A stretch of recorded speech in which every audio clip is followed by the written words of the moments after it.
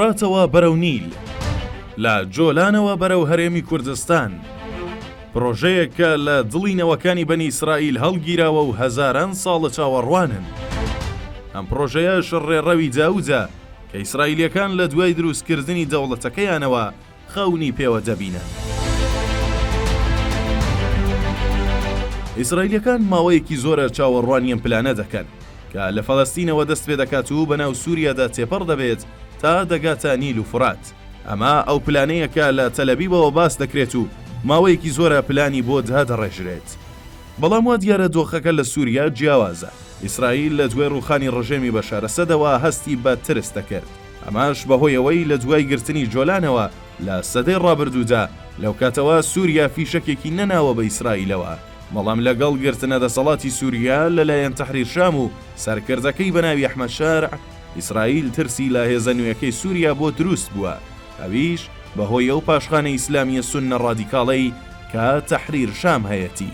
سووریا لە سەردەمی ڕژێمی بەشار ئەسەد مۆڵگەی چەکدار و میلیشیەکانی نزیک لە ئێران بوو. بەڵام دەبێت ئەوەش بزانرێت لە کاتی سەردەمی بەشار ئەسەددا سووریا ئەمان و جێگای دڵنیایی ئیسرائیل بوو. هەتا پێش ڕووخانی دەسەڵاتی ئەسەد هیچ جۆرە هێرشێک لەلایەن ئیسرائیلەوە نەدەکرایە سەر بنکە و فڕۆکەخانەکانی سووریا. بەڵام دوای ڕووخانی ئەسەد و هەڵاتنی بۆ رووسیا چی ڕوویدا؟ هەردووای هەشتی تشرینی یەکەم کە ئەسەدیان ڕاونە، ئیدی ئیسرائیل دەستی بە هێرشەکانی کرد و کەم بنکە و بارەگای سەربازی و استراتیژی سووریا مایەوە کە ئیسرائیل بردومانی نەکات. ئەمەش وەک پشتگیریەک نەبوو بۆ سووریای نوێ، بەڵکو ترس بوو لەوەی کە ئەو چەک و چەقەمەنیانەی دوای ئەسەد بکەونە دەست ئەو گروپەی کە پێشتر باڵێکی سەر بە قاعیدە و داعش بووە. یەکێک لە پرسەگەرمەکان لە ئێستادا کوردەکانن لە سووریا و عێراق کە وەک جێگرەوەی ئیسرائیل سەیر دەکرێن. ئیسرائیلیش دەیەوێت ڕێڕەوێک لە نێوانیاندا دروست بکات بۆ گەیشتن بە چەند ئامانجێک. بەڵام ئەم ئامانجانە چۆن دێتە دی؟ ڕێڕەوی داود، بەڵێ ڕێڕەوی داود پرۆژەی کۆن و نوێی ئیسرائیلە بۆ گەیشتن بە ئامانجەکانی. ئەو ڕێڕەوەش واتە دروستکردن و بنیاتنانی ئیسرائیلی مەزن. پرۆژەکە لە تەلەبیبەوە بەرەو قامیشلۆ حەسەکە درێژ دەبێتەوە و بۆ سنووری باکووری ڕۆژهەڵاتی سووریا لەوێشەوە بۆ هەرێمی کوردستان. ڕێڕەوەکەش لە بەرزاییەکانی جۆلانەوە دەست پێ دەکات، لەوێشەوە بەرەو پارێزگای سوێدا و لەوێشەوە بەرەو تەنەف دەڕوات. ئەمەش ئەو شوێنەیە کە سەرباز ئەمریکیەکان تێیدا جێگیر کراون. اینجا لەوێشەوە بۆ حومس و لە حومسیشەوە بەرەو دێرە زور کە تابەر لە کەوتنی ئەسەد هەسەدەی لێبوو، ئێستاش بەشێکی بەدەست هەسەدەوەیە.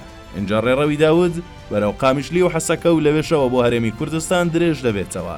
ئەمەش خەونی مەزنی ئیسرائیلە بە سوودوەرگرتن لە فرەیی و دژبەریەکانی کۆمەڵگەی سووریا کە بە کەوتنی ئەسەد زیاتر دەرکەوتووە. ئیسرائیل دەیەوێت ئەم ڕێڕەوە لە ڕێگای هەوپەیمانەکانی وەک کورد و دروزەکان گرانتی بکات. بۆ ئەمەش دەیەوێت هێڵێکی جوگرافی و ئەمنی لە نێوان ئەو دوو پێکاتەی سووریادا چێ بکات بە ئامانجی پاراستنیان. لە دوای کەوتنی ئەسەد و دابەشبوونی پێکاتەکان بەسەر ناوچەی جوگرافیای سیاسی خۆیان، بە تایبەت بۆ ئیسرائیل و دروز و کوردەکان کە بنیامین نەتانیاهۆی هێناوەتەوە دەنگ. ئەمە قسەی بنیامین نەتانیاهۆ سەرۆکوەزیرانی ئیسرائیلە کە دەڵێت پابەندین بە پاراستنی دروزەکان و هاوڕێ کوردەکانمان. هەروەها دەشڵێت ڕێگا بە هاتنە ناوەوەی سوپای سووریای نوێ نادەین بۆ ناوچەکانی باشووری دیمەشق و بە تایبەت پارێزگای سوێدا و قونەیتەرە. لە ماوەکانی ڕابردووشدا چەند خۆپێشاندانێک ناوچەکانی سوێدای گرتەوە و چەند گرژیەکیش ڕوویاندا.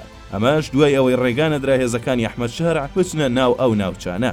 دواتریش سوپای ئیسرائیل ئاماژەی بەوە کرد کە لە چەند ناوچەیەکی دابڕا و بنکە و بارەگای جێگیر کردووە لە بەرزاییەکانی جۆلان، بە تایبەت لە ناوچەی خونەیتەرە کە زۆر نزیکە لە سوێدا و دەرعاوە. هاوکات دوای قسەکانی نەتانیاهۆش چەندین خۆپیشاندان وەک ڕەتکردنەوەیەک بۆ لێدوانەکانی ئەنجامدرا. بەڵام هەڵوێستی نەتانیاهۆ چی بوو؟ ئیسرائیل دوای زیاتر لە 50 ساڵ لە بەرزاییەکانی جۆلانەوە ڕێگای بۆ دروزەکان کردەوە و لەلایەن ئیسرائیلەوە پێشوازیان لێکرا. لە ئێستادا سوپای ئیسرائیل لە چەند ناوچەیەکی تایبەت بە دروزەکان ماونەتەوە. بە جۆرێک لێدوانەکانی بەرپرسان ئیسرائیل ئاماژە بەوە دەکەن کە دوای کەوتنی ئەسەد بۆشایی ئەمنی لەو ناوچانە دروست بووە و ئەو شوێنانەش لە سنوورەکانی ئیسرائیلەوە نزیکن و ناوچەی دابڕاون لەسەر سنووری سووریا و ئیسرائیل کە لە ساڵی 1974 ڕێکەوتنی لەسەر کراوە. ئیسرائیل دەڵێت ڕێگا نادەین چەکدارەکانی سەر بە جۆلانی بێنە و ناوچانە و ببنە هەڕەشە بۆ سەر ئاسایشی نەتەوەی وڵاتەکەمان.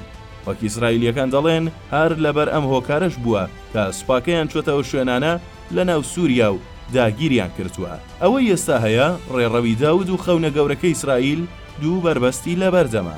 یەکەم ڕەتکردنەوەیەتی لەلایەن گەلی سووریاوە، دووەمیش ئامادەی چڕی سەربازی تورکیایە لە سووریای نوێتە. ئەگەر بیرتان بێت دوای سەردانی ئەحمەد شەرع بۆ تورکیا و کۆبوونەوەی لەگەڵ ئەردۆغان، مژاری سەرەکی کۆبوونەوەکە ئەگەری دروستکردنی بنکەی سەربازی تورکیا بوو لە نزیک دیمەشق، بەتایبەت لە حومس و دەرەوەی ناوچەکانی دیمەشق.